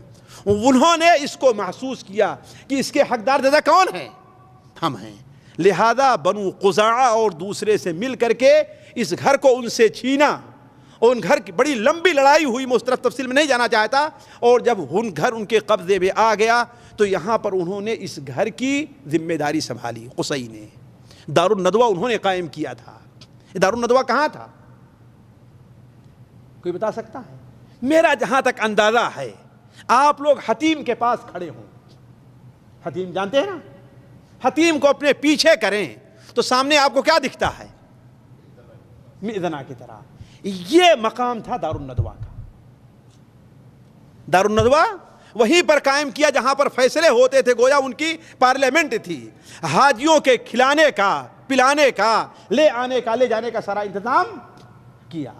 قصی کے اللہ تبارک و تعالیٰ نے انہیں 3 بیٹے یا 4 بیٹے بڑے مشہور ہوئے ہیں, عبد الدار, عبد مناف اور عبد شمس اور عبد, جس میں عبد الدار سب سے بڑے تھے. قصی نے اپنے بعد اس گھر کی ذمہ داری ان کے سپرد کی اور عبد مناف اور سارے لوگوں نے قبول کر لیا. لیکن جب عبد الدار کا انتقال ہو گیا تو عبد مناف کی اولاد اور عبد الدار کی اولاد میں آپس میں اختلاف ہوا کہ یہ حق تمہارا نہیں بلکہ اس میں ہمارا بھی حق ہے, اور بہت بڑی لڑائی کا خطرہ ہوا. یہاں تک کہ دونوں جماعت نے, عبد الدار اور ان کے مالنے والوں نے, ایک صحن بھر کر کے خون لائے اور اس میں ہاتھ رکھ کر کے عہد کیا کہ ہم اپنا حق لیں گے چاہے مریں یا جئیں. اور عبد مناف ایک صحن بھر کر کے خوشبو لائے, اس میں اپنا ہاتھ ڈبو کر کے سب لوگوں نے عہد کیا کہ ہم مریں یا جئیں اپنا حق ضرور لیں گے. اسی لیے یہ لوگ مطیبین کہلائے اور یہ لوگ احلاف کہلائے. لیکن اب آخر میں آ کر کے فیصلہ ہو گیا کہ جہاں تک جھنڈے کا معاملہ ہے, دار الندوہ کا معاملہ ہے, یہ عبد الدار کے ہاتھ میں جائے گا, اور جہاں تک سقایا اور رفادہ کا معاملہ ہے یہ کس کے ہاتھ میں آئے گا؟ عبد مناف کے, جو نبی کریم صلی اللہ علیہ وسلم کے خاندان سے تھے. اس کے بعد یہ حق ہاشم کو ملا, ہاشم کے بعد یہ حق مطلب کو ملا, اور مطلب کے بعد یہ حق کس کو ملا ہے؟ نبی کریم صلی اللہ علیہ وسلم کے دادا عبد المطلب کو. یہ حق کس کو ملا؟ عبد المطلب کو. عبد المطلب نبی کریم صلی اللہ علیہ وسلم کے دادا ہیں. اللہ تبارک و تعالیٰ نے ان کے ذریعے بہت کام لیا ہے, ان کے ذریعے بہت کام لیا ہے, اور انہی کے کام کو بیان کر کے میں اپنی بات کا آج خاتمہ کرتا ہوں. پہلا ان کا کام یہ ہے کہ وہ سنتے آ رہے تھے کہ زمزم کا کنواں تھا لیکن کنویں کے آثار مٹ گئے تھے. کیوں؟ اس لیے کہ بنو جرہم نے جب کنویں کو پاٹ دیا تھا اور سیلاب آدھا پانی آیا تو پورا اثر مٹ گیا کہ وہ کہاں ہے. لیکن 3 دن لگاتار انہوں نے خواب میں دیکھا کہ اس کی کھدائی کرو. کہیں کسی دن اس کا نام مدنونہ آیا, کسی دن اس کا نام طیبہ آیا, اور کسی دن اس کا نام زمزم آیا. پھر تیسرے دن پوچھا کہ وہ زمزم کہاں ہے؟ تو خواب ہی میں آیا کہ جہاں پر چیونٹیوں نے اپنا گھر بنا لیا ہے اور جہاں پر کالا کوا آ کر کے اپنی چونچ مارے گا وہی زمزم کی جگہ ہے۔ چنانچہ صبح اٹھے اور جا کر کے دیکھنے لگے تو دیکھا کہ وہیں صحیح چیونٹیوں نے اپنا ڈیرا ڈالا ہے۔ تھوڑی دیر میں ایک کنواں آتا ہے ایک کوا آتا ہے جو چیونٹیوں کے گھر کے اوپر ایسے ٹھوکر مارا، چونچ مارا تو سمجھ گئے کہ زمزم کا کنواں یہیں پر تھا، لہذا اب اس کی کھدائی شروع کر دی۔ تو دوسرے قریش کے لوگوں نے جب دیکھا کہ ارے اس کو تو یہ فضیلت ملے گی کہ اب کنواں اس کے ہم نام سے نکل رہا ہے، لہذا وہ کہنے لگے کہ ہم بھی اس میں شریک ہوں گے، آپ اکیلے نہیں ہو سکتے، اس لیے کہ ہم بھی تو بنو اسماعیل کی اولاد سے ہیں، تم اکیلے تھوڑی ہو، تو یہ فضیلت تمہیں کیوں ملے؟ نتیجہ یہ ہے کہ قریب تھا کہ پورے خاندان کے لوگ آپس میں لڑ پڑتے، لیکن کہا جاتا ہے لیکن سند کے اعتبار سے صحیح نہیں ہے کہ اس وقت عبد المطلب کا صرف ایک بیٹا تھا حارث، حالانکہ ان کے 10 بیٹے تھے نا، ایک بیٹا تھا کون؟ حارث، اور ان کے بیٹوں میں ان کی طرف دفاع کرنے والا کوئی نہیں تھا۔ اس وقت انہوں نے نظر مانی کہ اگر میرے 10 بیٹے ہو گئے تو اس میں سے ایک کو میں ذبح کر دوں گا، لیکن جہاں تک ذبح کا معاملہ ہے یہ صحیح ہے کہ ذبح کرنے کی نظر مانی، لیکن کس موقع پر مانی تھی یہ بات ثابت نہیں ہے۔ تو آپس میں یہ معاملہ طے ہوا کہ وہ کاہنہ جو حجاز میں رہتی ہے مدینہ میں، اس کے پاس جاؤ، وہ جو فیصلہ کرے گی وہ ہم لوگ مان لیں گے۔ نہیں، وہ حجاز نہیں بلکہ وہاں رہتی تھی، کیا شام کے علاقے میں۔ چنانچہ اس کی طرف جانے کے لیے تیار ہوئے، وہ گروپ بھی تھا اور یہ گروپ بھی تھا۔ راستے میں عبد المطلب جو پانی لے کر کے جا رہے تھے اور ان کے ساتھی، وہ پانی ختم ہو گیا، حضرت علی کا بیان ہے اور صحیح سند سے، حسن سند سے مروی ہے، پانی ختم ہو گیا۔ تو ان لوگوں نے اپنے دوسرے ساتھیوں سے پانی مانگا تو کہا جیسے تمہیں پانی کی پریشانی ہمیں پریشانی ہے، ہم پانی دے دیں گے تو ہمارے پاس کیا رہ جائے گا، لہذا تم اپنے ذمہ دار ہو، اپنے ذمہ دار ہے۔ اس لیے دشمنی تھی دونوں کی، اختلاف تھا۔ حضرت عبد المطلب اور ان کے ساتھیوں نے کہا کہ اب تو موت سامنے ہے، ایسا کرو کہ سارے لوگ اپنے لیے گڑھا کھودو، ایک آدمی جب مر جائے تو دوسرا اس کو دفن کر دے، آخر میں ایک آدمی بچے گا، اوپر رہے گا چیل کوے اسے کھا جائیں گے، لیکن ایسے سارے لوگ چیل کوے کھائیں گے تو اچھی چیز نہیں ہے نا، لہذا سارے لوگ کھودنے لگے۔ اس کے بعد عبد المطلبی نے کہا کہ یہ تو بیوقوفی کی بات ہے، ہمیں آگے بڑھنا چاہیے، کوشش کرنا چاہیے، ابھی جو ہمارے اندر کھودنے کی طاقت ہے تو آگے بڑھنے کی بھی طاقت ہے، لہذا ویسے جہاں اٹھتے ہیں اور اپنی اونٹنی کو اٹھایا تو اونٹنی جہاں بیٹھی تھی وہاں پانی کا چشمہ ابل پڑا، تو عبد المطلب نے پانی پیا اور ان کے ساتھیوں نے کہا کہ جو رب تمہیں یہاں پانی دے سکتا ہے تو وہ رب تمہیں وہاں پانی کیوں نہیں دے سکتا، زمزم کے کنویں کا، لہذا جاؤ تم اس کی کھدائی کرو، تمہیں اس کے زیادہ حقدار ہو۔ تو واپس آ کر کے کنویں کی کھدائی کیا، اس کے اندر جو گندگی تھی اسے نکالا۔ یہ واقعہ عبد المطلب کے زمانے میں پیش آیا ہے، جس سے ان کی شان کے اندر مزید اضافہ ہو گیا۔ دوسرا واقعہ جو پیش آیا جس کا ذکر قرآن مجید میں ہے وہ کیا؟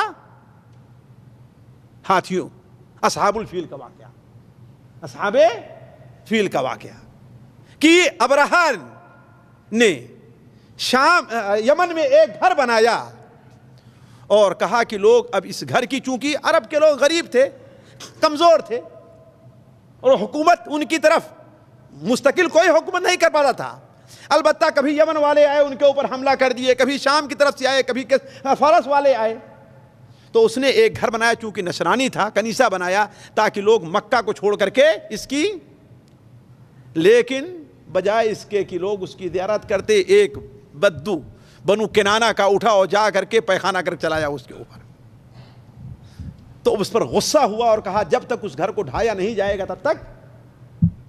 اللہ علم یہ چیز سند کے ساتھ ثابت نہیں ہے، لیکن اتنا ثابت ہے کہ وہ آیا تھا ہاتھی لے کر، جیسا قرآن مجید میں اس کی تفصیل موجود ہے، اور اس کو اللہ تعالیٰ نے کس طریقے سے ہلاک اور برباد کیا ہے۔ بلکہ حضرت عائشہ بیان فرماتی ہے رضی اللہ تعالیٰ عنہ کہ ہم نے اس شخص کو دیکھا ہے جو ہاتھیوں کو لے کر کے آ رہا تھا، مکے میں لوگوں سے بوڑھا ہو گیا تھا اور بھیک مانگتا پھرتا تھا۔ ایک اور صحابی بیان کرتے ہیں۔ اللہ کے رسول کے ساتھ ان کی پیدائش ہے، ایک آدھ دو دن پہلے ان کی پیدائش تھی، تو انہوں نے بڑی دلچسپ بات کہی۔ ان سے پوچھا گیا کہ اللہ کے رسول صلی اللہ علیہ وسلم بڑے ہیں یا آپ بڑے ہیں؟ کہا کہ بڑے تو آپ ہیں، البتہ دنیا میں ان سے پہلے آیا ہوں۔ یہ نہیں کہا کہ میں ان سے بڑا ہوں، حالانکہ پوچھنے والا کیا عمر میں بڑے ہیں پوچھ رہا تھا نا، تو پوچھا ان سے کسی نے کہ اللہ کے رسول بڑے ہیں کہ آپ بڑے ہیں؟ کہا بڑے تو اللہ کے رسول صلی اللہ علیہ وسلم ہیں، البتہ دنیا میں پیدا میں پہلے ہوا۔ وہ بیان کرتے ہیں کہ میری دادی نے یہ جو ہاتھی تھے، ہاتھی کی میگنیوں کو مجھے لا کر کے دکھایا ہے کہ یہیں پر ہاتھی آ کر کے رکا ہوا تھا۔ تو ہاتھیوں کا آنا قرآن سے اور صحیح سند سے ثابت ہے، لیکن کس لیے آئے تھے اللہ بہتر جانے، لیکن زیادہ واضح یہی ہے کہ خانہ کعبہ کو وہ لوگ ڈھانے آئے تھے، خانہ کعبہ کو ڈھانے آئے تھے۔ لیکن اللہ تبارک و تعالیٰ نے ان کے ساتھ کیا معاملہ کیا؟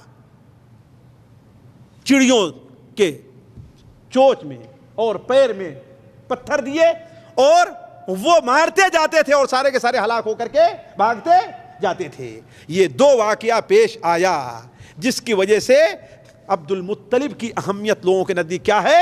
بڑھ گئی۔ اسی لیے عبد المطلب جب اپنے بیٹے کو قربان کرنے جانے لگے تو کوئی تیار نہیں ہوا کہ ہاں قربان کیا جائے، اس لیے جب 10 بیٹے ہو گئے نا، 10 بیٹے ہو گئے تو 10 بیٹوں میں سے ہر بیٹے کے نام جب قرآ ڈالا گیا تو قرآ کس کا نکلتا تھا؟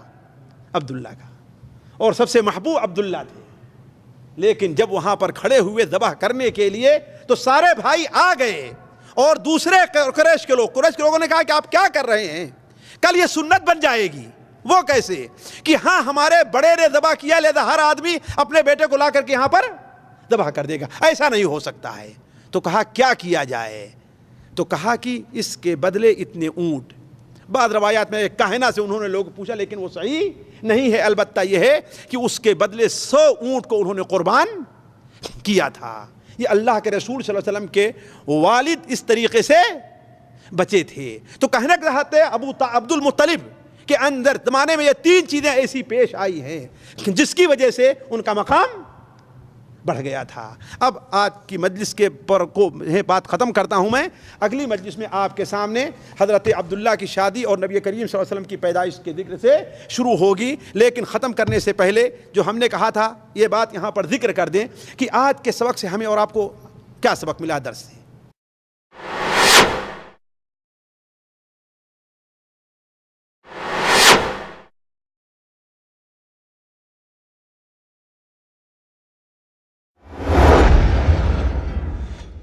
ساتھیوں پہلی چیز یہ کہ ہجرت اللہ تعالیٰ کے نیک بندوں کا عمل ہے۔ ہجرت کا معنی کیا ہے؟ کہ جہاں انسان کو اپنے دین پر عمل کرنے کا موقع نہ ملے وہ دوسرے شہر میں ہجرت کر کے، جیسے حضرت ابراہیم علیہ السلام چلے گئے تھے۔ اسی لیے ہم لوگ کسی ایسے گاؤں میں رہتے ہیں جس گاؤں کے لوگ برے ہیں، ہمارے بچوں کے بگڑ جانے کا خطرہ ہے۔ کسی ایسے گھر میں رہتے ہیں جہاں کے لوگ نالائق ہیں، ہمارے بچوں کے بددین ہو جانے کا خطرہ ہے، تو اس گھر کو چھوڑ کر کے، اس گاؤں کو چھوڑ کر کے اللہ کے لیے نکل جانا چاہیے۔ دوسرا فائدہ، آدمی خواہ کتنا ہی بڑا ہو جائے، بتقاضائے بشریت اس سے غلطی اور بھول چوک ہوتی ہے۔ حضرت سارہ اللہ کی ولیہ تھی، اللہ کی ولیہ تھی، اور اتنی بڑی ولی تھی کہ جب فرعون یا مصر کا حاکم ان کے طرف ہاتھ بڑھانا چاہا تو وضو کر کے 2 رکعت نماز کے لیے کھڑی ہوئی ہیں اور اللہ تعالیٰ سے دعا کیا ہے کہ اے اللہ تبارک و تعالی، اگر تو جانتا ہے کہ میں تیرے نبی پر ایمان لائی ہوں، ساتھیو یہ وہ وسیلہ ہے جو جائز ہے، تیرے نبی پر میں ایمان لے آیا ہوں اور اپنی شرمگاہ کی حفاظت ہم نے کی ہے، صرف اپنے شوہر کے لیے، کسی اور کے لیے جائز نہیں سمجھا، اگر میں حق ہوں تو اس ظالم کو ہم سے دور کر دے۔ ظالم پر مرگی طاری ہو گئی، یعنی اتنی بڑی ولیہ تھیں، لیکن اس کے باوجود بھی انہیں حسد پیدا ہوا، اور حسد یہاں تک کہ دشمنی کی شکل اختیار کر گیا۔ اسی لیے نبی صلی اللہ علیہ وسلم فرمان ہے سنن ترمذی کے اندر، کل بنی آدم خطا، ہر انسان سے غلطی ہوتی ہے، وخیر الخطائین التوابون، لیکن بہترین غلطی والے کون ہیں؟ جو توبہ کر لیتے ہیں. تو معصوم عن الخطا اللہ تعالیٰ کی ذات ہے یا نبی کریم یا انبیاء علیہ السلام کی. تیسرا فائدہ، انسان کو حکم الہی کے سامنے اپنا سر خم کر دینا چاہیے، نتیجہ بہتر نکلے گا. حضرت حاجر نے کیا کہا تھا؟ آیا اس چیز کا حکم آپ کو اللہ تعالیٰ نے دیا ہے نا؟ تو حضرت ابراہیم نے کیا کہا؟ جی ہاں. تو آپ نے کیا فرمایا؟ اذن لا یضیعنا، جب اللہ کا حکم ہے تو اللہ ہمیں ضائع نہیں کرے گا. تو کوئی بھی چیز ہے ساتھیو، ہمارے خلاف ہو یا ہمارے فائدے کی ہو، اگر اللہ کے حکم مطابق ہے تو اسے عمل دینا. چوتھا فائدہ یہ ہے کہ اللہ تعالیٰ پر توکل اور بھروسہ یہ بڑی اہم چیز ہے. لیکن توکل کا یہ معنی نہیں کہ ہاتھ پہ ہاتھ رکھ کر کے بیٹھ جائے، یہ معنی نہیں ہے. حضرت ہاجر نے اللہ پر توکل کیا لیکن بیٹھی رہی ایک جگہ، بیٹھی رہی، بلکہ جتنی کوشش ہو سکتی تھی.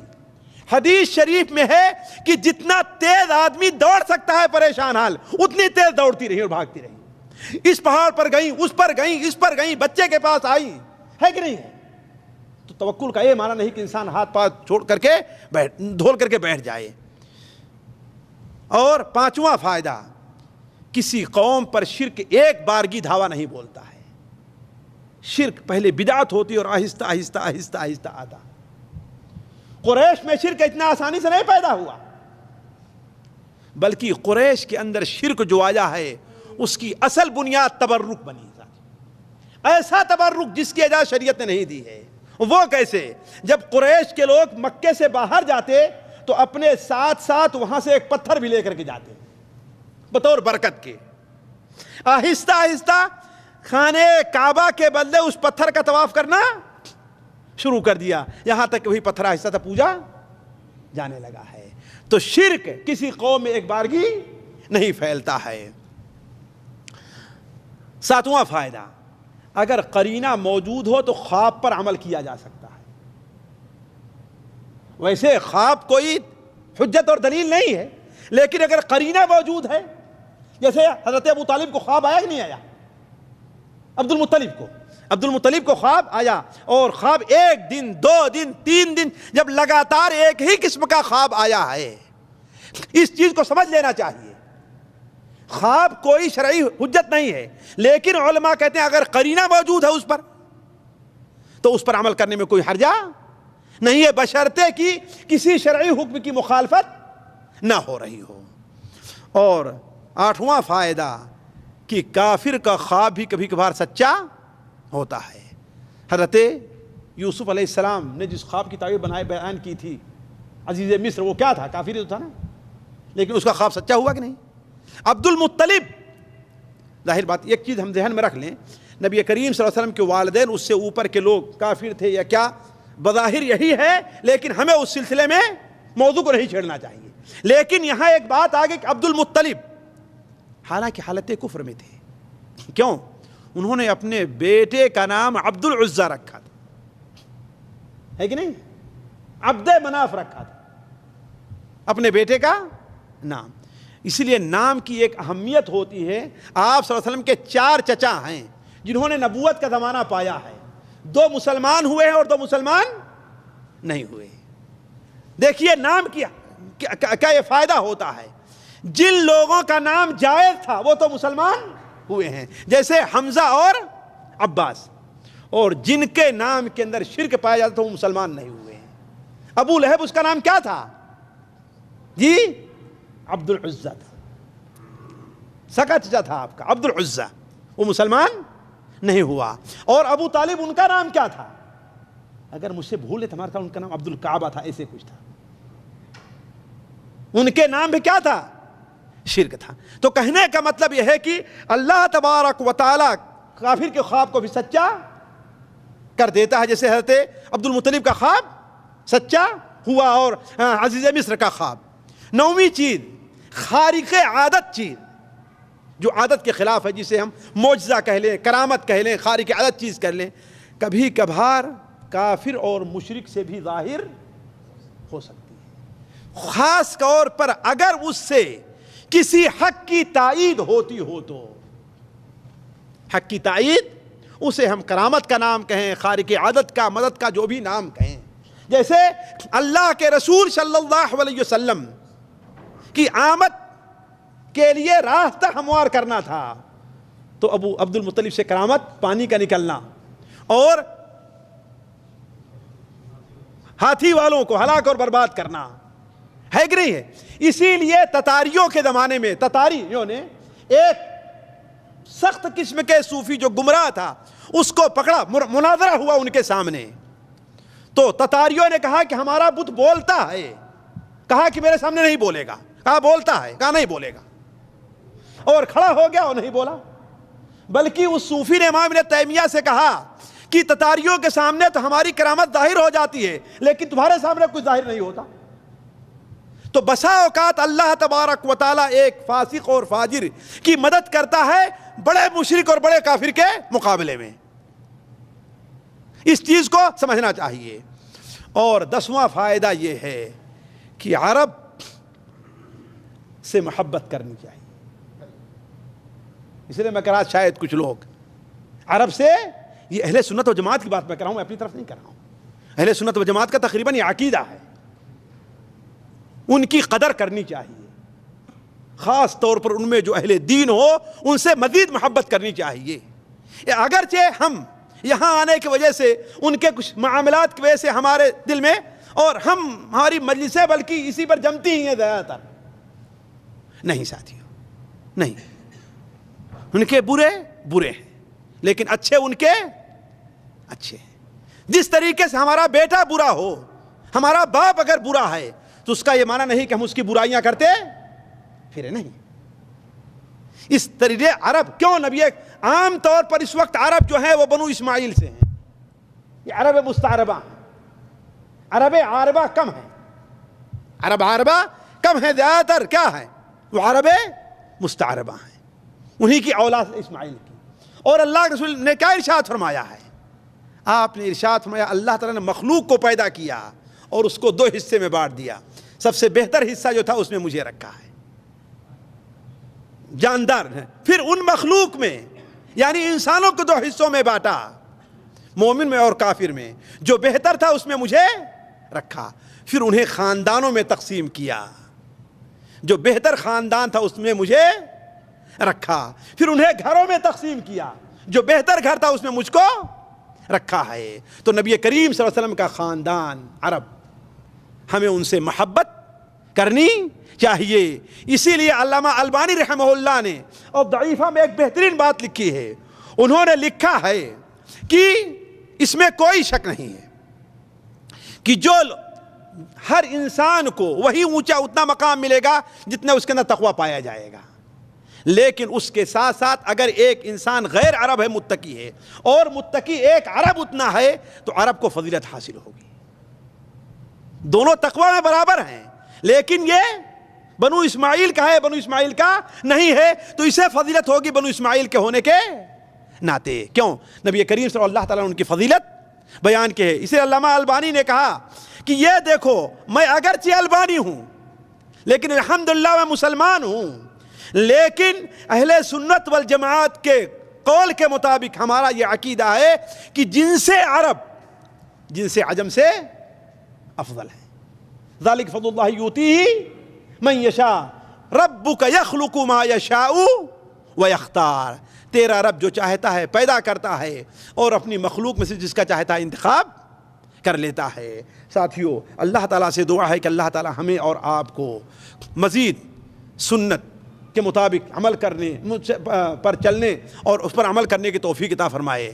اللہ تعالیٰ ہمیں اور آپ کو نبی کریم صلی اللہ علیہ وسلم کی سنت اور آپ کی سیرت کو سیکھنے اور اس کو اپنی زندگی میں اپنانے کی توفیق بخشے. سبحانک اللہم و بحمدک جی الا بالتقوی. دیکھیے اس میں یہ ہے کہ لا فضل للعربی علی اجمین، علت میں کوئی شک نہیں ہے، لیکن اس ناحیے سے عمل کے ناحیے سے، لیکن خاندان کے ناحیے سے عرب کو اس کے اوپر فضیلت حاصل ہے. آپ صلی اللہ علیہ وسلم کا خود واضح بیان ہے کہ آنا میں سب سے افضل قبیلہ کون ہے، اس لیے دونوں میں اس طریقے سے تعارض نہیں ہے. عمل کے لحاظ سے جو ہے سب کو اونچا مقام ملے گا, لیکن خاندان ہونے کے لحاظ سے ان کو فضیلت حاصل, لیکن من حیث عمل کے لم یسرع رہی نسبہ. جی ہاں, یہ چیز اگرچہ بہت سے لوگوں کو عجیب لگے گی, لیکن حقیقت یہ ہے کہ جن سے عرب کو جن سے عجم کے اوپر فضیلت حاصل ہے, لہذا ہمیں جن افراد سے نہیں جو برے ہیں ان کی برائی کی وجہ سے ان سے ہم بغض رکھیں گے, لیکن ان کے عرب ہونے کی وجہ سے ہم ان سے محبت کریں گے. اگر آپ اس کو پر غور کر لیں, اپنے والد کو مثال میں لے کر اپنے بیٹے کو, بھائی ہم ان کے عمل کی وجہ سے ہم ان سے نفرت کرتے ہیں, لیکن چونکہ ہمارا بھائی ہے لہذا ہم ان سے اپنے تعلق کو, جی اس طریقے سے انشاءاللہ مسئلے کا حل